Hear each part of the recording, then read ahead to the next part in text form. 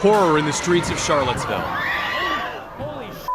An alt-right rally turns deadly. A car plowing into the crowd. We condemn in the strongest possible terms this egregious display of hatred, bigotry, and violence on many sides. At least one dead, dozens more hurt, and the suspect is in custody. A state of emergency now in effect. We're on your side with live coverage of the chaos in Charlottesville.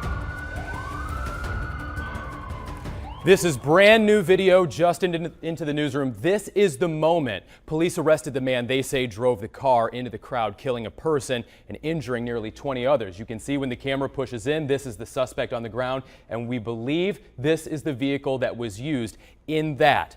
Now, all of this unfolding after a rally in Charlottesville today called Unite the Right. White nationalists holding a rally in Charlottesville to protest the city's decision to remove the Robert E. Lee statue. We have live team coverage of the chaos in Charlottesville. Jasmine Turner has been there all day and was there the moment the rally turned violent. Mark Davis is in the studio, and we'll start with Ashley Monfort. Ashley, what have you learned about that deadly car crash?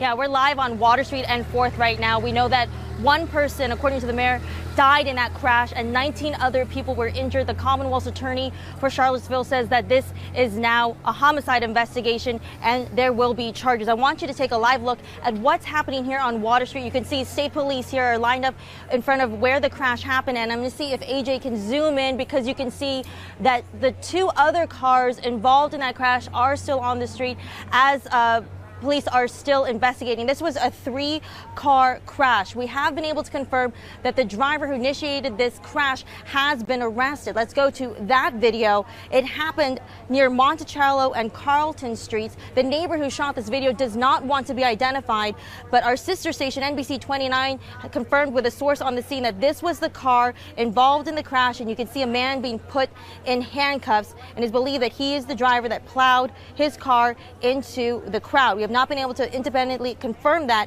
from Charlottesville officials. I want to show you the crash video. Warning, it is very graphic. You can see the dark colored car driving down Water Street, and we want to show you the moments driving down Water Street and the moments after the crash. We're not showing you the actual impact video because of its sensitive nature, but you can see the chaos that happened when that crash happened, and we did speak to a man who saw the whole thing unfold. Here's what he had to say. Second car that got hit, and that second car hit the parked van and caused more injuries in front of that. It could be dozens of people that were severely injured. We saw one person who wasn't breathing after the fact. After the gentleman hit them, he immediately sped backwards. There was no license plate on the car. Again, he was tinted out so we could not see in the car. He was missing his front bumper. And apparently from witnesses that were on the corner, there were some other white nationalist guys there urging him to come on this way, come on this way. So it was a coordinated terrorist attack is what happened. Now, we have not been able to confirm the details of the last half of what that man saw, but what you are looking at, I want to show you video of the forensic unit investigating that what is believed to be the car involved in that crash at Monticello and Carlton Streets. Again, a source was able to say, confirm that that is the man that they believe was involved in that crash. It's continuing to be a fluid situation here. We don't know the name of the man who was involved in that crash, but once we find out, we'll be sure to let you know. On your side in Charlottesville, I'm Ashley Monfort, NBC 12 News. All right, Ashley, stay safe out there. Thank you. Now, as we mentioned, there's a state of emergency in place right now. This was declared after a day of violence in the city of Charlottesville. The alt-right's Unite the Right rally scheduled for noon. It did not take place after an unlawful assembly was declared. And Jasmine Turner is live at Emancipation Park now. Jasmine, you were there when things really got ugly. There was pepper spray flying. You were hit with pepper spray. Our photojournalist was hit with pepper spray. We're thankful you're okay right now. What all happened out there today?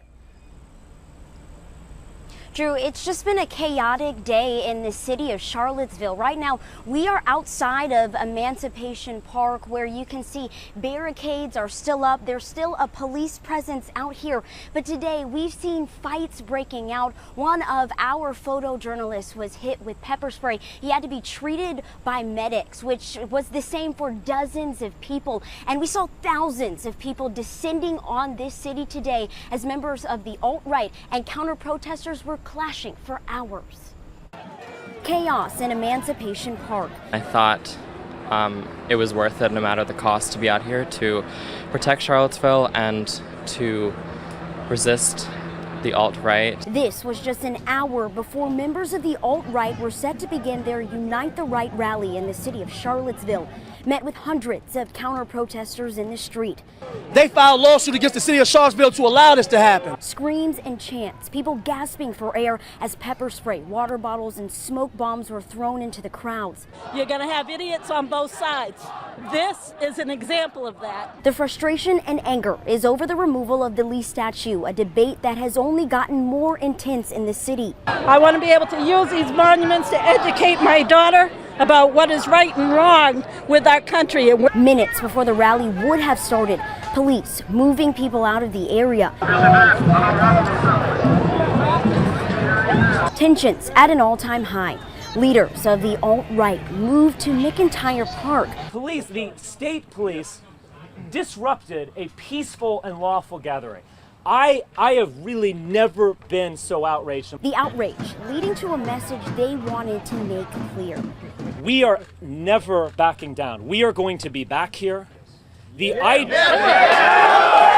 say their purpose of being in Charlottesville is to protect the history of white Americans. We are simply out here to support our own people and our own race. We have every right to do it. And even with crowds dispersing, the conflicts and tensions remain in Charlottesville. From speaking with people today, members of the alt-right who were in the city of Charlottesville came from all over the country. And with everything that has happened in this city today, the mayor of Charlottesville, Mike Signer, is asking people to just go home. On your side in Charlottesville, Jasmine Turner, NBC 12 News. All right, Jasmine, thanks very much and stay safe out there tonight. Now, President Trump is condemning this violence. At a previously scheduled event, the president did not denounce any particular group, saying there's hatred on many sides. No citizen should ever fear for their safety and security in our society, and no child should ever be afraid to go outside and play or be with their parents and have a good time. We must love each other, respect each other, and cherish our history and our future together. So important. We have to respect each other. Ideally, we have to love each other.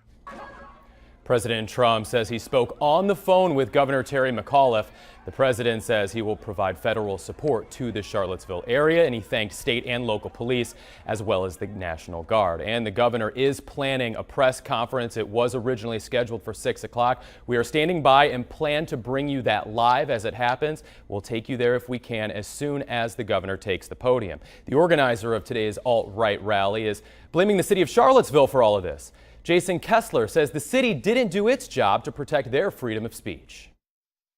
The Charlottesville city government and police refused to do their jobs. They refused to protect our events and enforce the terms of the permit as ordered by the federal judge. They created an unsafe environment and denied us our rights. Up until the last minute, Kessler fought a ruling, so today's rally could be at Emancipation Park after it was moved to McIntyre Park because of safety concerns. Well, that decision was overturned by a judge late last night.